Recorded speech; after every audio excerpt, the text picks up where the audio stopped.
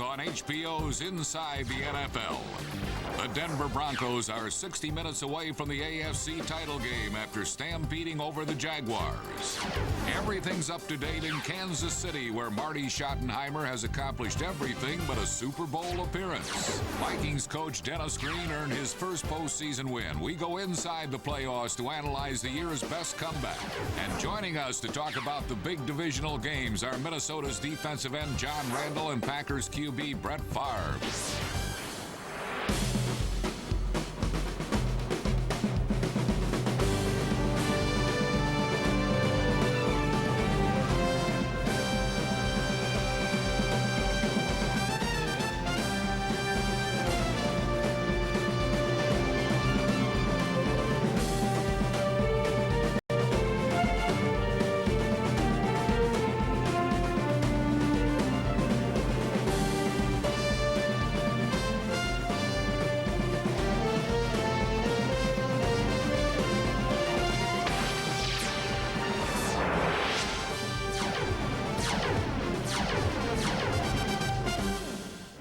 And now, the show the pros watch, Inside the NFL, with the hosts that all have resolutions to watch more football in 1998.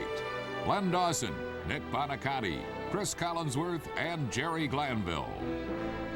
Hello, everybody. Welcome to this week's show. All of us at HBO would like to wish you a very happy and healthy new year. And gentlemen, the first weekend of the new year, we have 4 divisional playoff games, and I think the most interesting one will take place in Kansas City, where arch rivals Denver and Kansas City will meet. They split during the regular season, and plus, they don't like each other. And I'll tell you what makes it interesting is the fact that Elvis is returning to quarterback. I'm not going to talk to you. You're not rational about Kansas City. Nick, tell me why Elvis Grbac, after playing one half of one game in the past month and a half, is replacing Rich Gannon as the quarterback, and Rich Gannon had that team moving up and down the field so fast they didn't know what they were doing. I don't understand that, because the guy missed so much time in the lineup that they had to give him directions to Arrowhead Stadium this week. No, I don't understand this golden rule that says that when a player comes back off his injury, he gets the starting job back. To me, that doesn't make any sense, Jerry and Chris. Lenny, I know you were injured at one time and you came back. That's why you love this. But if you're, but if you're the quarterback and you're providing momentum, leadership, and most important, the team is winning, you stay in that lineup until you prove you can't do the job. You don't understand it, Chris. You don't understand, but Jerry does. Explain it to these guys. Well, I have to agree with Marty. Even if I was the coach there, he gets to start what he thinks is his best overall quarterback, and that's Elvis. But the best guy off the bench right now in the National Football League is Gannon, so he's got the best of both worlds. He can't lose. But with the way Denver starts these ball games, it could be 21-0, and boom, you've got to go get Rich Gannon in a hurry. But I will say this for Marty Schottenheimer. He hasn't made many bad moves so far this year. I'll get on the bandwagon just in case. I told you they don't want you on their bandwagon. First of all, the pressure isn't who to start at quarterback for the Kansas City Chiefs. The pressure is on Marty Schottenheimer, because it's the other quarterback, John Elway, he's concerned about. He has never beaten him in the playoffs. You know, there's an old proverb that says revenge is a dish best served cold. Well, the Denver Broncos served up revenge on the Jaguars, and it tasted as sweet as could be. On a beautiful but blustery day, the Broncos sought revenge in a rematch of last year's AFC playoff game, where a quarterback in his twilight was bested by another in his sunrise. Hey, like we said all week, this is what we've been working for since April. Let's go out, have some fun, play like we're capable. Hey, we worked 16 weeks to get to this point. This is our game. That's right. Whatever it takes to win, win. And most important, keep me off the field.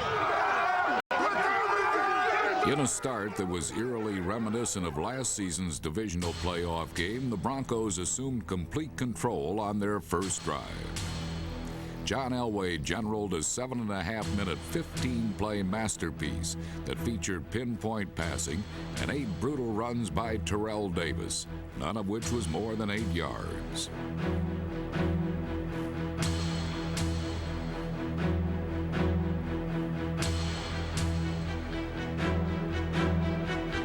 Punch it in, baby! Punch it in! Elway, handoff, Davis right side into the end zone, touchdown! I don't know, but he stepped up, scrambled, so. Oh, short yardage. That's why I want it cut! Cut them! There! The Jaguars were chopped down like dead wood. And behind a monumental performance by his offensive line, Elway exposed the glaring weaknesses of the young Jacksonville defense.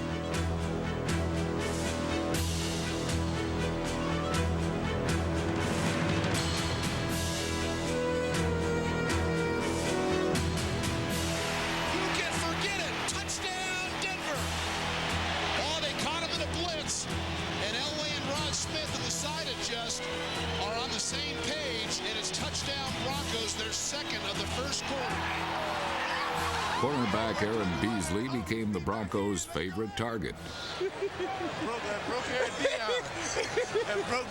Hey, Beasley, we coming at you, baby. Hey, Beasley, you know you coming at you. Hey, Beasley, you know we coming at you, Beasley. Elway and Rod Smith feasted on Beasley number 21, and the result was a buffet of big plays. Bam, bam, bam. There you go. There you go. Let's break it out of him, baby. Let's break it out of him, baby. Let's take it out of him, baby. Block Howard. Take it out of him early, baby. The Broncos' third possession yielded their third touchdown, a 5-yard breeze by Terrell Davis.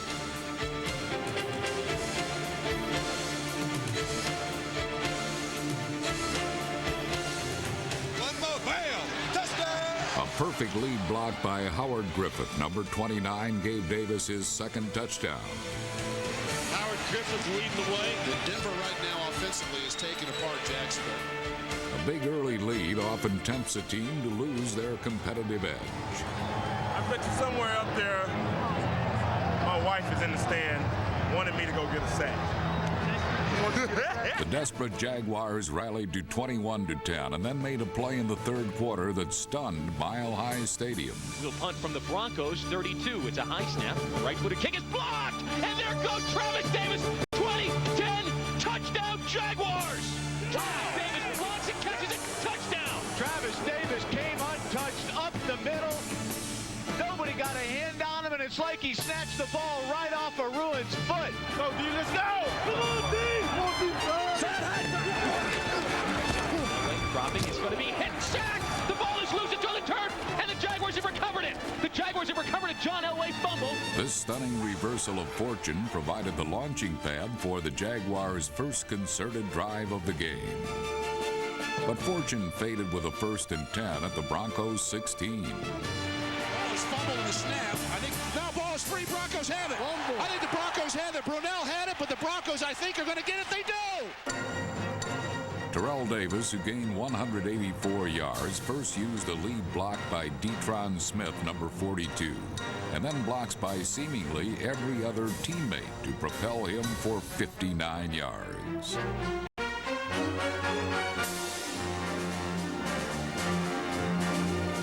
The Broncos gained an astounding 511 yards on offense and broke open this wild card game behind a flawless performance by their line, which transformed running lanes into expressways to easy touchdowns.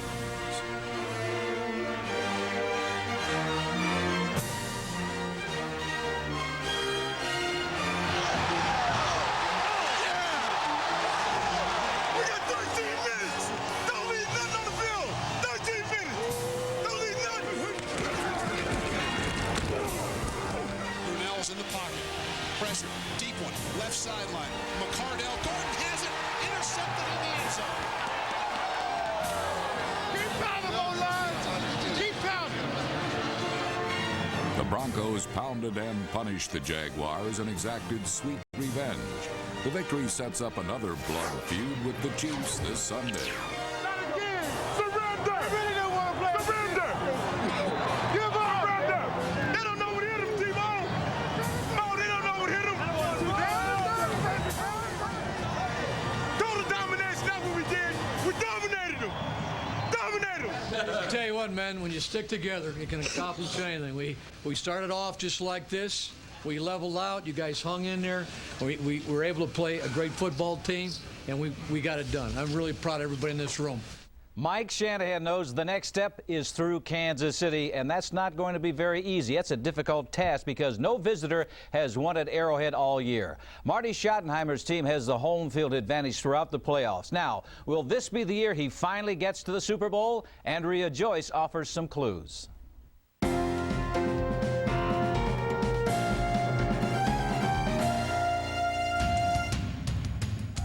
Marty Schottenheimer on teamwork.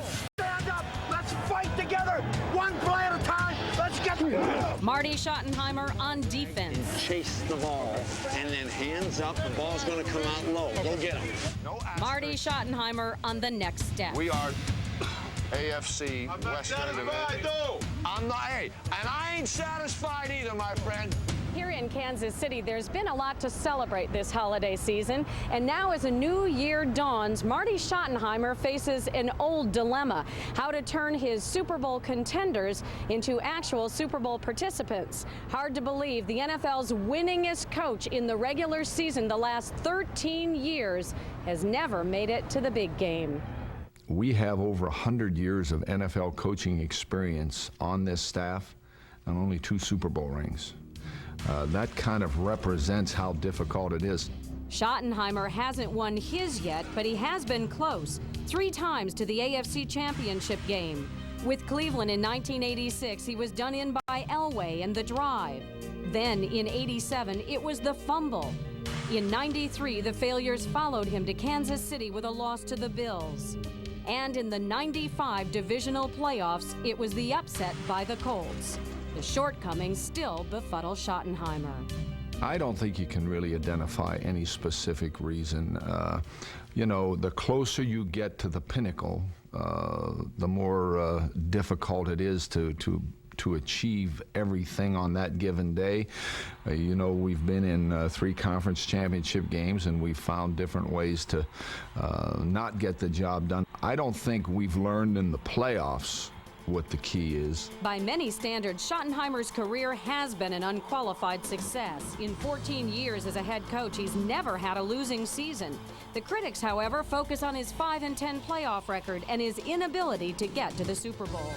What his objective and goals are is what he wants to achieve as a man, and that is to win a World's Championship. So he clearly has not reached his ultimate goal himself. So I don't think that the concern is what the outside people feel or what the opinion is. It's, you know, a bit disappointing, but as I've always said, you know, you have to deal with reality, and it is what it is. Longtime friend and former assistant Bill Cowher has made it to the Super Bowl and defends his mentor. When the season was over, he never sat and dwelled on the drive or the fumble.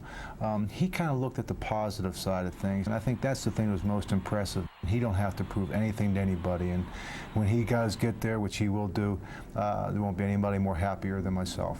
But Schottenheimer does have something to prove as his Super Bowl quest continues Sunday against his nemesis, the Elway-led Broncos. He leaves himself open to criticism. Elvis Gerbach, recently back from a broken collarbone, starts over effective replacement Rich Gannon. With Marty, the thing is that you can question decisions. You can question, why did you go for a first down on 4th down? You can question, why are you putting Elvis Gerbach back into the starting position in the playoffs? You can question all those. He doesn't care. He could care less. The one thing I've always felt like with Marty is he prepares, he goes into a battle, a game, and when he comes out of it, he knows that he did everything he could, and he'll live with the results. And now, even with home field advantage throughout the playoffs, Schottenheimer insists he feels no extra pressure to win it all. I don't think that there's any greater determination or sense of urgency about this thing. I think ultimately, if we fail to win a World's Championship with myself as the head coach, I'll be disappointed, but, you know, life will go on. No doubts that you'll get there eventually. I think if you stay at it long enough, you're ultimately going to get there, yes. I think Marty Schottenheimer did a terrific job. When I saw the schedule and I saw all the moves that he made, I thought, geez, if he's 8-8, that's a good year. Yeah, but Lunny, until he at least gets Kansas City to a Super Bowl, heck, everybody's going to reserve judgment. Is Marty that good a coach? He's got his opportunity this Sunday. Denver is coming to Arrowhead Stadium. Denver, a team that scored more points than anybody in the National Football League, going against the Chiefs defense that's given up the fewest number of points. And the key for the Broncos, as it has been for the past 2 years, how well are they running the football? Last week, 300 yards rushing against the Jacksonville Jaguars, and it was no accident. Now that Mark Schlereth is back to solidify that offensive line, Howard Griffith, the blocking fullback, is absolutely destroying people. And Terrell Davis, yes, he has the rib injury, but he should be fine for Sunday, and I think he'll be the difference. You said the key against the Jacksonville Jaguars. They're missing all their defensive tackles. Their backup, Derek LaVille, he rushes for 100 yards. He thinks they're playing against a paper defense in Kansas City. Heck, they got 2 linebackers, Donnie Edwards and Anthony Davis. These guys don't just tackle you, Lenny. They knock your head off. They're going to bring those safeties, Tongue and Woods, up. I don't think Terrell Davis is going to control this football game. You know, the defense is the key to Kansas City, and they are on a roll. Last 5 ball games, 29 sacks. In fact, the last time they played the Denver Broncos, they sacked Elway 6 times. You know, in the past, the guy that's been a thorn in the side of Kansas City is Shannon Sharp, the tight end. They couldn't stop him, but this time they've got Wayne Simmons, the strong side linebacker, over him, jamming him. Also, the giveaway takeaway category, Kansas City is #1 in the AFC. I like the Chiefs. Yeah, but Wayne Simmons is not going to get his hands on Shannon Sharp this week. They already saw that game plan. They'll use some motion, flank him out to the outside. They'll get the football to Shannon Sharp here, and I'm putting my money where my mouth is. Oh, that's I don't think that Elvis Grbac can possibly come in with 1 half to get ready for the playoffs and knock off the Broncos. I'll take Denver. You're taking Denver? Yes. You need a vacation. You've been working too hard. You work too hard. Kansas City, best defense in the league, excellent special teams in the league, and sooner or later, Denver's good, Denver's cute. They do all kinds of tricky things on offense. Sooner or later, who's the toughest guy on the block? The toughest guy on the block is Kansas City. Well, I think Andre Rison is going to be a factor in this ball game. He did it for Green Bay last year. He knows how to get to a Super Bowl. This is the year he takes Kansas City there. Well, as you might expect, the 4 of us have differing opinions on this game. You may recall last week we were split 2-2 on the Minnesota Giants game. As it happened, Jerry and I were correct, picking the Vikes. New York Giant football fans are proud once more. Last week, an old nemesis stood between them and their postseason dreams. The thinking around New York was that Randall Cunningham's glory days were well behind him, and the Giant defense would knock out whatever fight remained.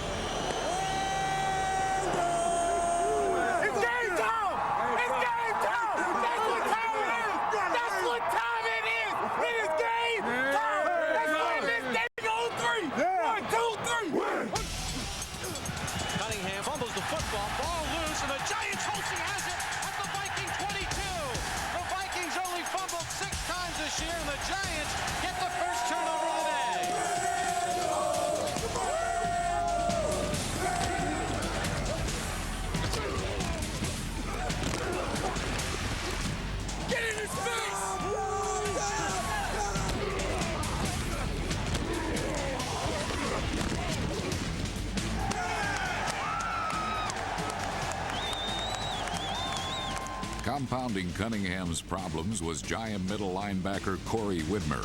Often left unblocked, Widmer and associates thoroughly frustrated Minnesota's attempts to run the football. Don't start making calls up!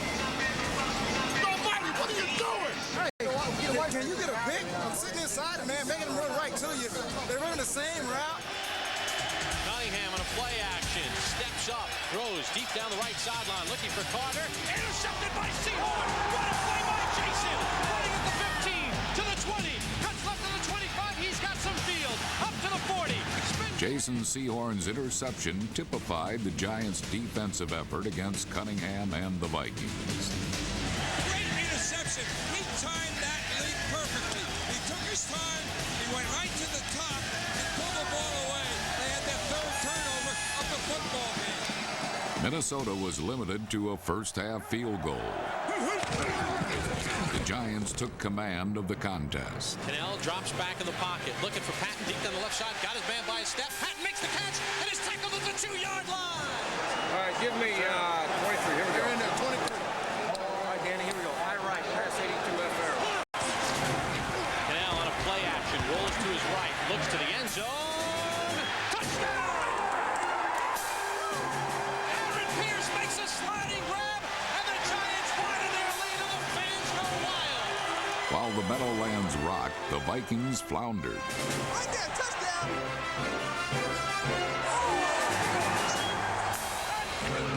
Brad Dalawiso's playoff record fourth first-half field goal gave the Giants a comfortable 19-3 halftime lead.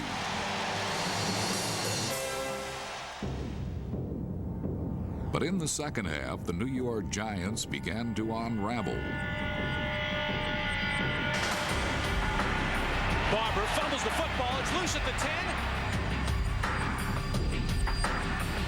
Still loose, and the Vikings have it at the 5. Vikings get a break.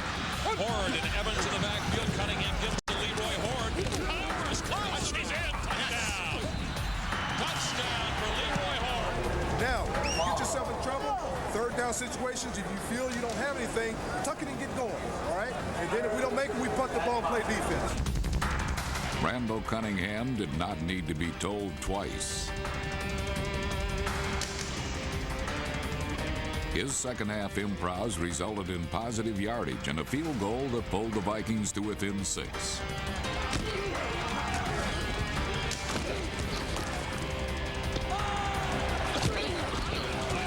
The Vikings' defense held up its end of the bargain.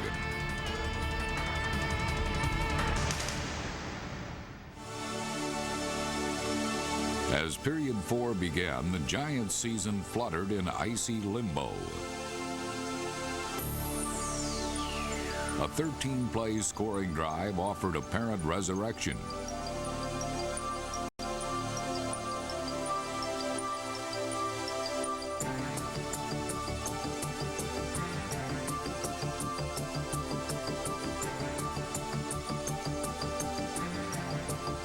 The Giants covered 74 yards, setting up Brad Dalawiso's 5th field goal attempt.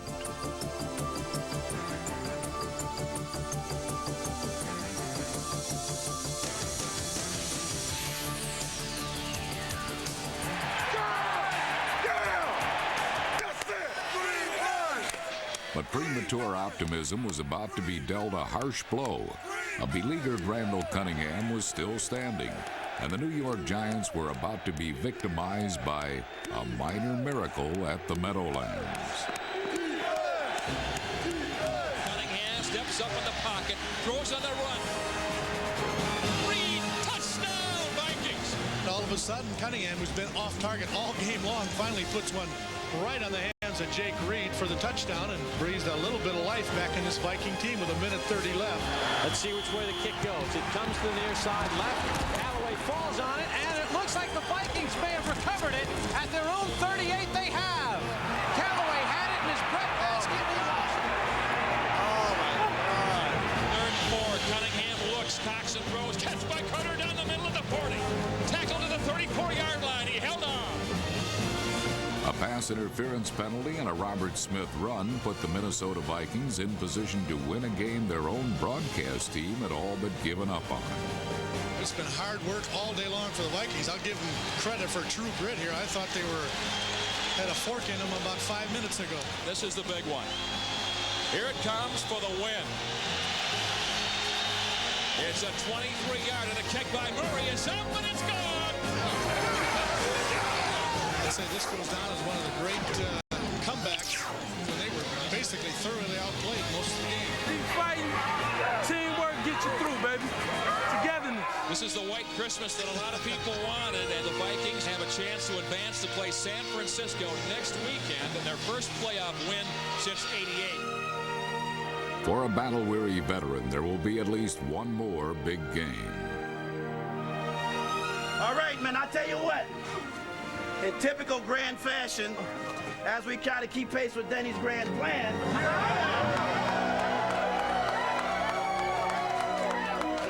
this will go down as the most exciting football game in the modern era of playoffs in the National Football League. Yes, sir. We had further to go in a shorter period of time with more stacked against us, but everything that we had to do right from 3 minutes on was absolutely perfect. Coming up on HBO's Inside the NFL, we talk with three-time MVP Brett Favre about the Packers' upcoming game with Tampa Bay and highlights of the Bucs stopping co-MVP Barry Sanders.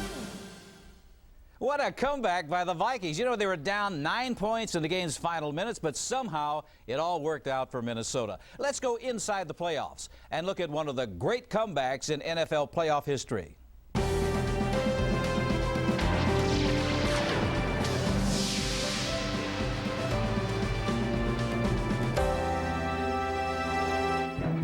You couldn't have scripted a more unlikely comeback. The Vikings had lost 6 straight playoff games, 4 under embattled head coach Dennis Green, and they were down by 16 points at the half against the red-hot New York Giants. Well, the first half was just like pulling teeth. I mean, in the first 2 offensive series, Randall Cunningham winds up mishandling the ball. Fumble? Oh, no.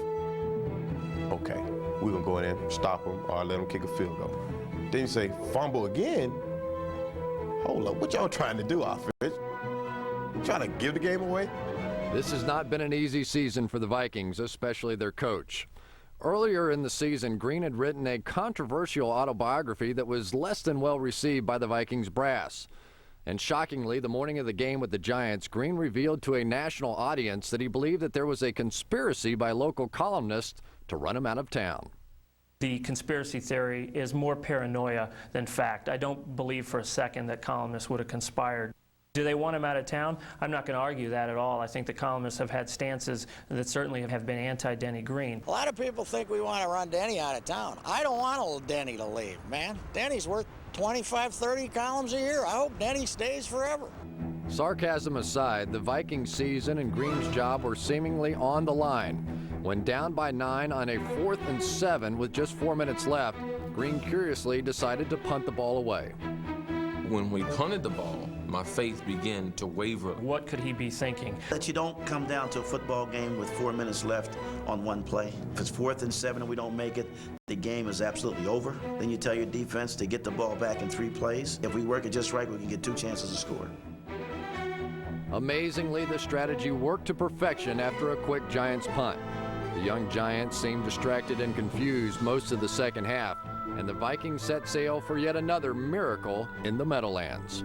We could start to see that the momentum of the game had changed. And at that moment, it was time to take advantage. Randall starts improvising. The inability to keep him contained in the pocket is when Jake Reed got behind the DB. And so when Jake got the ball deep in the end zone, then we knew that it was going to come down to an onside kick. When was the last time you saw an onside kick that a team absolutely desperately needed go right? But they got it, and once they got that, I think everybody in the ballpark thought they're going to win this game somehow, some way. I was pretty much amazed at the whole thing. The last 3 minutes, 4 minutes, I was doing a lot of praying and just saying, just keep faith, just keep the faith, keep the faith.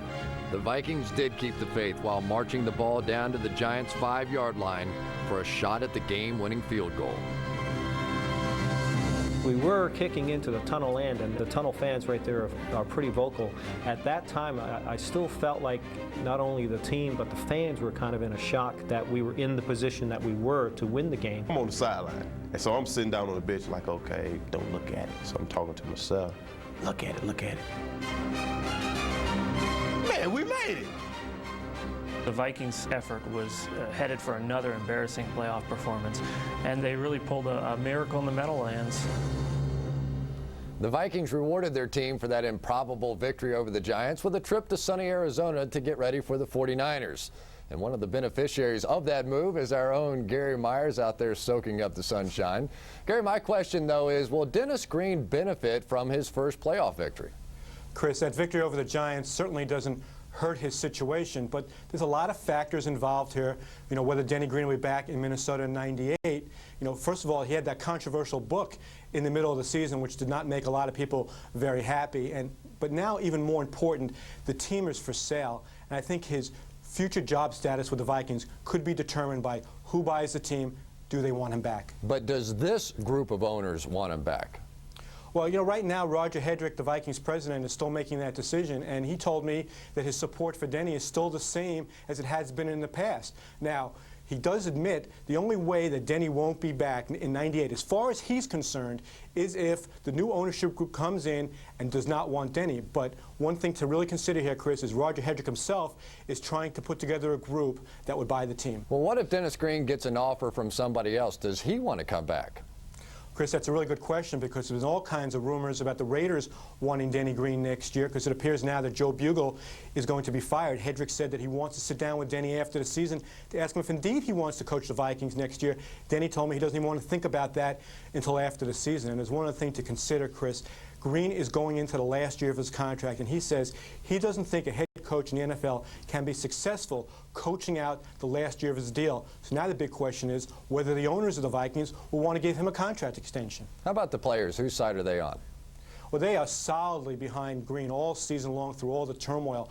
Robert Smith, who's going to be one of the most sought-after free agents on the market after the season, said the Vikings become a much more attractive place for him to remain if Dennis Green is still the coach. He's not saying he won't sign with the Vikings if Green is gone, but certainly his chances of signing with the Vikings increase if Green stays. All right, Gary, thanks. We'll see you just a little bit later in the show. Well, joining us now is the NFC sack leader who will be in hot pursuit of Steve Young this week, the Vikings' outstanding defensive end, John Randle. And, John, I got to ask you, last week with about 3 minutes to go in that game against the Giants, did you guys really think you had any chance to win? Yes, we did. Coach Green has been telling us about this the whole season, is to always believe in our team and to just believe in each other. You know, he said the game's not over. The game is 60 minutes, not 30 minutes, not 35 minutes, not even 59 minutes. It's 60 minutes long, and we held in there together, and we came out with a victory. John, you guys are going in at halftime. You're in the tunnel, going into the locker room. You and the Giant players are in the same tunnel, and all of a sudden some fisticuffs breaks out. What happened in that tunnel at halftime? I think at halftime the Giants were feeling overconfident that we were giving up, that the game was over. And they came in and they were just kind of really just trying to, I guess, just trying to bully us around. John, when your quarterback got hurt, Brad Johnson, and all of a sudden Randall Cunningham, who had to sit out an entire year, now comes into the lineup. I mean, a lot of you guys probably thought, well, this year, this entire season is now washed down the drain. But Randall has really come on strong the last couple of ball games, throwing the football real well. What has he brought to your team? It's one of the biggest things Randall has brought to our team has been the extra running attack. With him running the ball, I mean, teams just can't sit there and just rush the passer and not think about Randall coming out of the backfield, running the ball, getting 20, 25 yards, and also he's bringing more leadership to the team. John, there's been so much chaos regarding Dennis Green, your head coach, and all the personal things that have gone on between him and some of the owners of the Minnesota Vikings. Has this bothered your team throughout the year? Yes, it has. Well, the thing is, you know, the players are brought in here on this team to win games. You know, we're not in here to worry about someone else's personal life or things that are out of our control. You know, we're here to win games. We're here to make plays and like I said, just get the team to the Super Bowl. John, you're a free agent after this season. Do you want to come back with the Minnesota Vikings? Definitely. I started my career here with the Vikings. I want to finish my career with the Vikings. John, on the football field, you're so crazy and animated and you really get into it. Did you ever offend your opponents with the antics on the field? Yeah, I guess it happened in '92 against Jackie Slater. It was against Jackie and some other offensive guard. I was talking some trash to him, and Jackie said, the game's about over. He said, why don't me and you just take this young guy out, just dog him. And I looked up, and next thing I know, I was on the ground. I've got Jackie Slater's elbow in my throat, and I'm sitting there just getting crushed. And for the rest of the game, I didn't say a word to him. I don't blame you for that at all. John, we appreciate you taking a little time to be with us this week, and good luck. All right, thank you. Well, you guys were lucky last week. Are you still on that Vikings bandwagon? Hey. Different circumstances call for different solutions. Just listen up and you'll find out what's going to happen here. Now, here we are. Vikings traveling from Arizona to San Francisco. Absolutely. But here's the problem. San Francisco is ranked #1 defensively in the National Football League. The Vikings are next to last, 29th. The Vikings would like to run Robert Smith. That's not going to happen because Dana Stubblefield, the Defensive Player of the Year, is going to stuff that. Now, you got Randall Cunningham throwing the football. That means concerns that Chris Dolman and Kevin Green will go from the outside to contain him. He's not as good throwing from the pocket, and he telegraphs a lot of his passes, so I look for Merton Hanks to come up with a couple of interceptions, and San Francisco wins. Well, let me tell you about the Vikings. You like that? Did you like that? That was good. That was and good. the Viking fans, all the Viking fans are saying, we're lucky. They have no running game now for the 49ers. Their running game is injured. You're not lucky. What's going to happen, the old Steve Young is going to show up. And Terrell Owens and J.J. Stokes, you'll just see how much they have improved and make big plays in the passing game. You mentioned everybody but Bryant Young. I did. Their defensive line, Bryant Young, ankles well for the first time. He'll play. He's their best lineman when he's healthy. He's healthy. I'm taking the 49ers. That's why I saved him for you. Thank we you. got 2 San Francisco votes over here, gentlemen.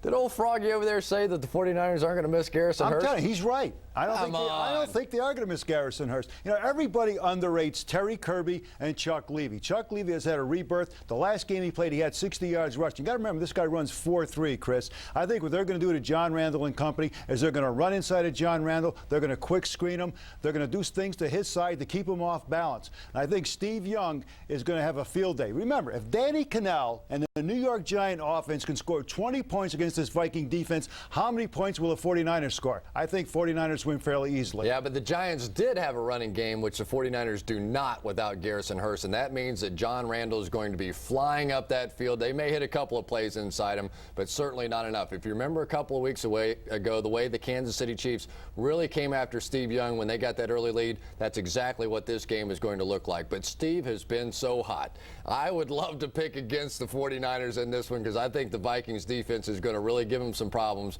But when you look at this guy and what he's done this season without Jerry Rice under a new coaching system to lead all the quarterbacks in that QB rating, that's too much. I'm taking the 49ers. Well, all 4 of us love the 49ers, Chris. Not a great surprise. The Vikings are one of 4 NFC Central teams to make the playoffs. And so far, the Lions are the only team of the 4 to be eliminated. But it took a team from the Black and Blue division to knock them out. We're the future Pirates. Off to the playoffs we will go. Our valiant front, our pirate strong. Milford's aim is straight to true. The Dungeon's here to see us through. I kind of knew we'd see you guys again. We're the future Pirates. We're the future Pirates. Off to the playoffs we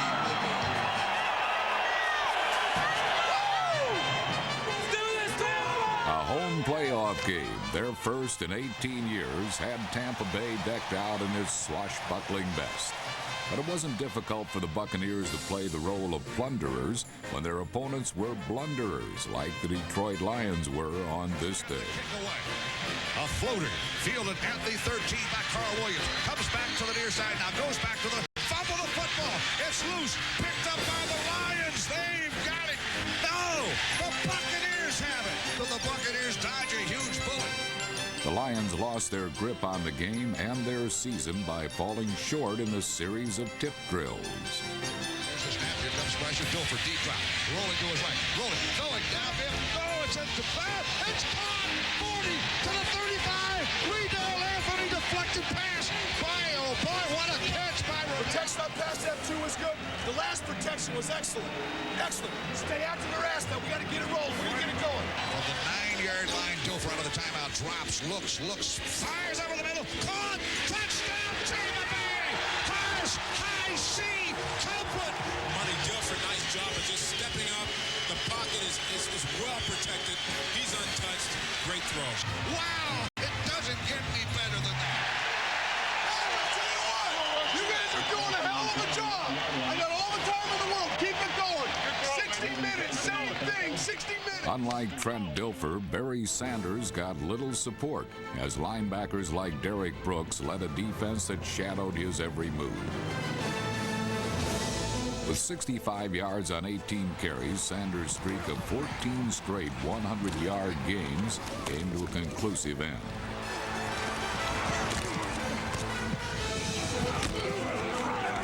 Let's get medieval. Let's get out and get the ball, baby. Let's get medieval. We hype now. What? Things got worse for Detroit when Scott Mitchell appeared to suffer the same fate that befell teammate Reggie Brown 1 week before. Mitchell was fortunate to come away with only a mild concussion, but what the Lions never fully recovered from was Mike Alstott's game-breaking third-quarter run. Alstott, the long setback. Here's the snap, and he'll get the draw play. Alstott to the 25, to the 20, to the 15, 10, 5, touchdown, Tampa Bay. Alstott up the gut, and he goes to the end zone.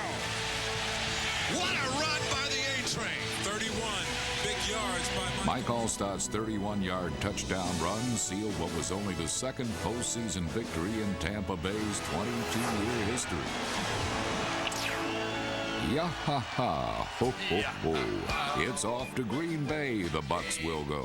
We're the future virus. Yah-ha-ha, ho-ho-ho. We have just matched our all-time franchise record in playoff wins. Get ready, Brett Favre. Bring on the fireworks and bring on the Packers. One down, many more to go. One down, many more to go, baby. One down, many more to go, baby. Bring it on. That's a great win. 18 years they've been waiting for that, and you guys delivered it. Yeah. And now, what we got to do, hey, we celebrate tonight, we recover tomorrow, get our weights, our running in, we rest up on Tuesday, and Wednesday we come back and get ready to go up to Green Bay and go up there for one reason only. That's to win the ball game, right? You heard Tony Dungy in the locker room. The game plan against the Green Bay Packers is going to be much, much more difficult. They'll be facing the best quarterback in the league, Brett Favre. He joins us now. Brett, first of all, congratulations on a terrific season. I say Happy New Year to you. Well, thank you, and same to you guys. I don't know how 98 is going to be any better for you than 97 was. First of all, last January you won the Super Bowl. You got your team in a position to win it once again, and you've been voted the most valuable player in the league for the third straight time. It's never been done before. But, you know, who you're sharing it this year with Barry Sanders. Who gets it on the weekends? I don't know. I'm very honored and grateful that I got a chance to share it with Barry. What a great player, and what he's done is remarkable. So, you know, 3 or 4 weeks ago, I had no idea that I would even be thought of as an MVP this year, but you never know what happens in this game. Are you concerned about your wide receivers? Some of those wide receivers have been nicked somewhat. Are they going to be available? What's their status? Well, they'll all be ready to play. Every once in a while, I kind of hang them out to dry, and they get killed, and then they always come back and thank me for that. But we got tough guys. They catch the ball well. They run good routes. They're smart guys. It's just, unfortunately, sometimes I put them in some tough situations. You know, when you first went to Green Bay, you had problems, threw a lot of interceptions, and a lot of people wanted you to get traded or get out. How do you compare that with the way Dilfer started in his growth? Well, you know what? I don't think, and I may be totally wrong, but I don't think it's been as bad as what I went through my first couple of years. And the reason being is the expectations in Green Bay from the first start of the Green Bay Packers years ago till now have always been very high. And I think, Len, you would know this, and Coach, you know it by playing against Green Bay and being up here. Football is everyone's life here. And when I was traded to Green Bay, it was like, who is this guy and why is he coming here? We don't know anything about him. But, hey, they traded a first-round pick for him, so he better be pretty good. So when I stepped onto the field, high expectations were in the stadium, and including myself. I expected to play well. But it didn't happen right away. And as you know, with young quarterbacks, it doesn't happen right away. And with Trent, he's going through that. But I tell you what, he's playing very well, and he never had a low point like I had when I threw 24 interceptions my second year.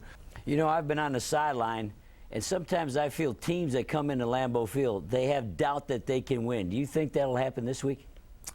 Well, I hope so, but I think that their team right now is playing with so much confidence that it doesn't matter where they play. But you're right, Coach, in the past when teams come in here, and we've done that. We've gone into Dallas before thinking, well, it was a great year for us, but it's got to end today. We hope that they have that mentality, but I don't look for it. I wouldn't bet on it. I think it's going to be a real dogfight. Brett, congratulations on a terrific season, a terrific career. Thank you very much for joining us, and good luck against Tampa Bay. Thanks, guys, for having me. Thank you. Brett Favre is ready, folks. I don't envy Tampa Bay going up to Green Bay's Lambeau Field, taking them on. How do you see this game? Well, first of all, I got to apologize to John Lynch. You should. Sitting right here last week, I said John Lynch would not tackle Barry Sanders in the open field. He not only tackled him, he stoned him. But I'm watching that game. The offensive line for Tampa Bay played great. So I started studying the rosters. 1 through 45, Tampa Bay has a better roster. They have a better football team. But you can't throw out the Brett Favre factor. Brett Favre will make plays when nobody else can. Green Bay wins. You ought to apologize to John Lynch. He ought to apologize to all the people who follow his pick segment every week. How do you see this game? 1 through 45. What happened when he got the Favre and Dilfer? I wonder who he picked there. But I think Tampa Bay had their best shot early in the year, and I don't mean because of the weather. Dorsey Levens, the running back, has been like a runaway freight train, and that's not good news for the Tampa Bay defense. Not only do you have to contend with Brett Favre, but if he gets that running game going early and Brett Favre can go to play-action passes, that's going to spell doomsday for John Lynch and that secondary of Tampa Bay. I think Green Bay wins very, very handily. You know what Tampa Bay wants to do? They want to be able to run all stot and done, take the pressure off their quarterback, Dilfer. But that's not going to happen because Gilbert Brown is rested now. He'd been hurt in the year. He's going to be in the middle along with Reggie White. If those two guys don't stop, then Bernardo Harris, the middle linebacker, has got 113 tackles. He will stuff them as well. The running game will not go. They'll force him to pass, and the secondary, the Green Bay Packers, will take over, and the Pack will win.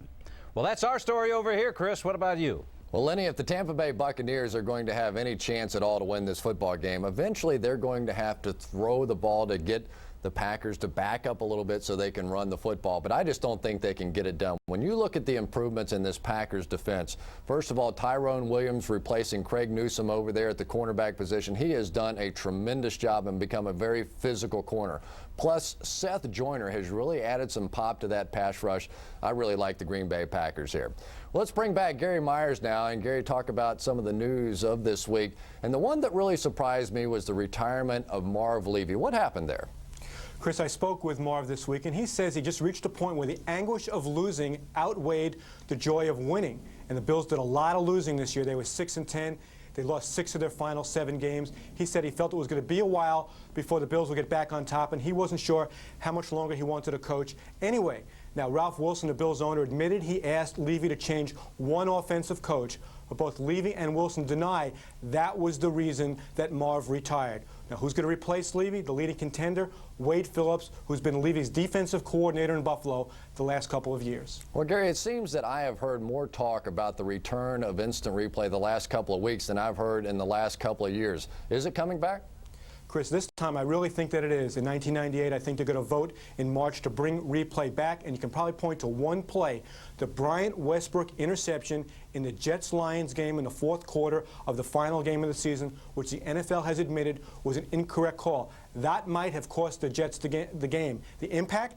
The Lions made the playoffs, the Jets missed the playoffs, the Redskins missed the playoffs, and the game the following night between Miami and New England, both teams qualified for the playoffs by the Jets losing. If the Jets had won that game, the loser of the Monday night game would have missed the playoffs. You won't find any game all season that had a greater impact. Well, you know, the New York Giants had a tremendous year this year, but the way they lost against the Minnesota Vikings with all the bickering and fighting on the field really looked bad. What happened there? Chris, that was really an embarrassment to the organization. I know that Jim Fassel was very disappointed in his defense and how it lost its focus there. What basically happened is that cornerback Felipe Sparks was lined up incorrectly. When the teammates tried to get him to move, he wouldn't. That forced Jesse Armstead to call a timeout. Then Conrad Hamilton and Sparks got into it. Armstead got involved. I know that Fassel has already spoken to the team the day after the season about losing its focus. In the next couple of weeks, he intends to call Sparks into his office to talk about that very same thing, but it will not affect Sparks' status on the Giants in '98. All right, Gary, well, thanks, and we'll see you next week. Okay, Chris.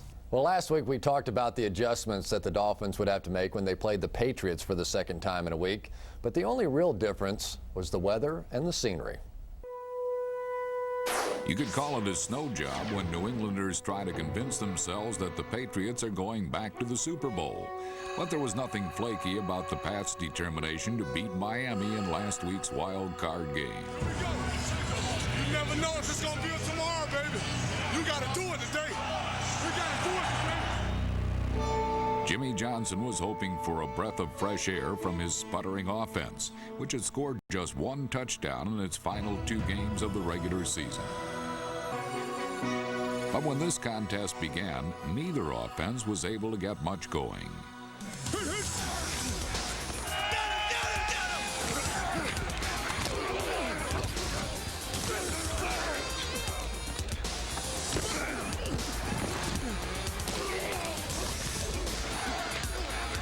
Dan Marino and Drew Bledsoe were sacked twice during the first half, and things figured to get even rougher for Bledsoe unless the Patriots could mount a running attack without the injured Curtis Martin, who missed his 4th consecutive game.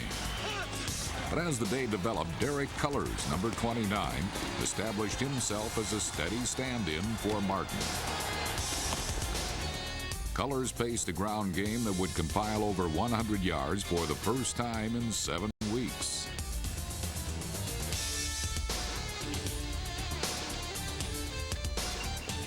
Still, the first 2 quarters were dominated by defense, and the Patriots got an edge when they forced the only turnover of the first half.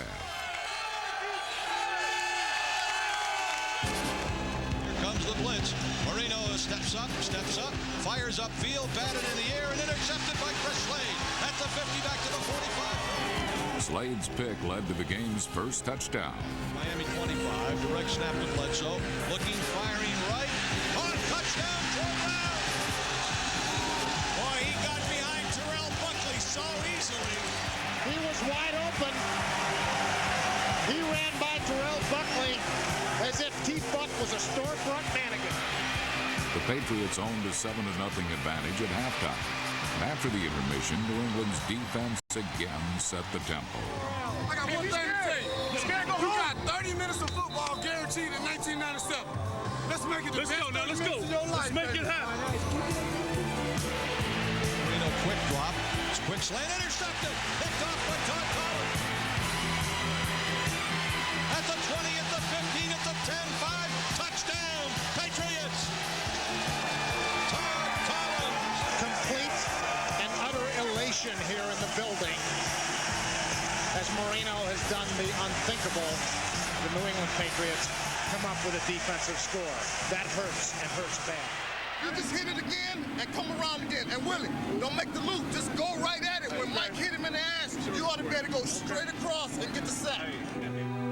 The specter of New England's defense haunted and hounded a quarterback who carved his legend by throwing rainbows. The Patriots applied constant pressure, and even when the Miami offensive line succeeded in stopping one pass rusher, another defender inevitably got free to make Marino miserable. During one of the worst days of Marino's illustrious NFL career, he was sacked 4 times. Marino attempted 43 passes and completed a mere 17 of them for 141 yards. While his receivers occasionally proved capable of making the difficult receptions, they were more often than not incapable of making the catchable ones. By far the most damaging numbers on Marino's tattered stat sheet were 2 interceptions and 1 fumble. Marino on first down. Takes the snap to throw. Steps, hit, fumble. Ball on the ground. Everybody battles for it. Let's see who has it. The Patriots recover. Dominating defense had defined a victory that propelled the Patriots to Pittsburgh for the next step in their quest to repeat as AFC champions.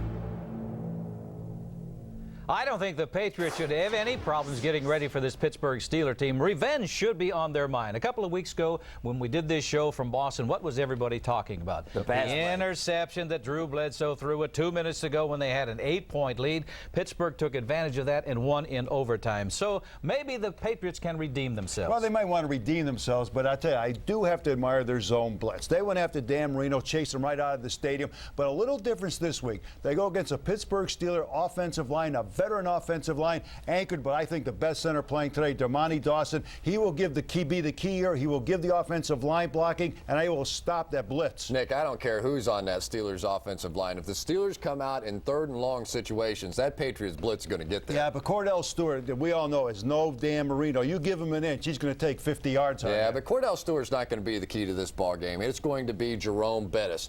Fortunately for the New England Patriots, nobody has done a better job on him this season than did the Patriots just a few weeks ago. Held him under 3 yards per carry. Nobody's been able to do that this year. Well, we're talking about the Patriots zone blitz. The best zone blitz team in all the National Football League is the Steelers. And what really struck me watching the game last week, go back to New England, watch their left tackle. Here's a guy, Bruce Armstrong, has become the leader of this football team. What he did last week, he blocked the inside gap with his right hand, stuffed it.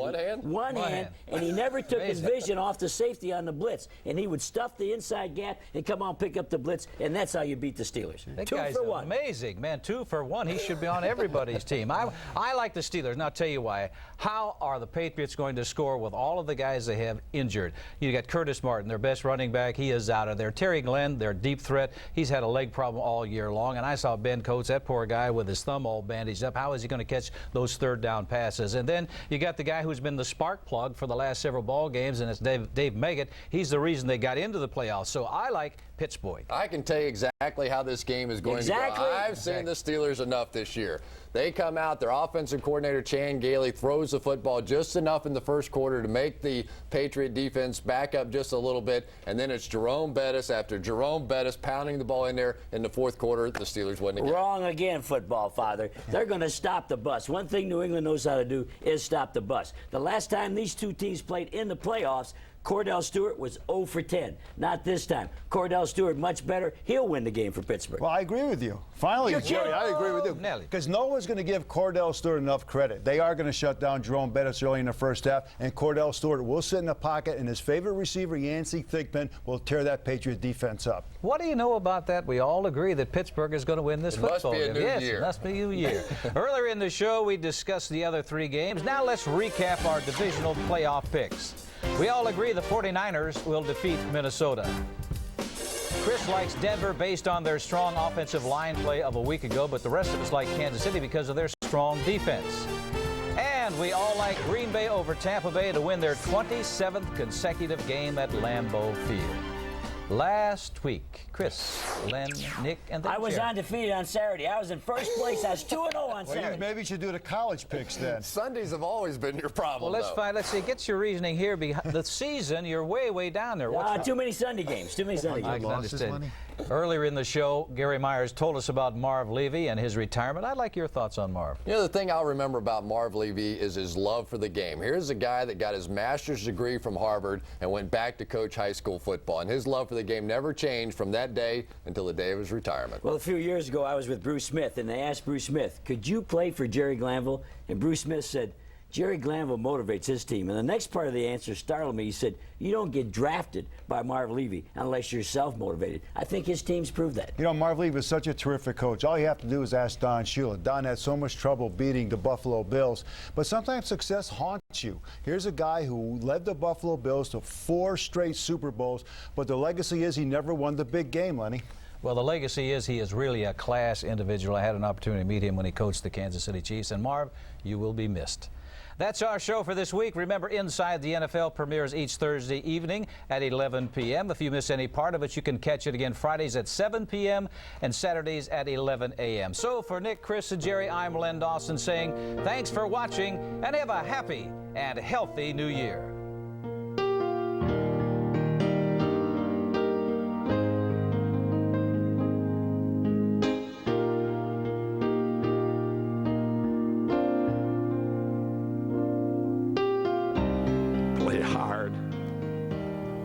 Play clean, play to win.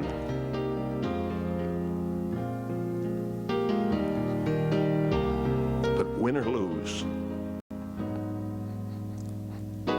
you're still my guys. This has been a presentation of HBO Sports, the network of champions.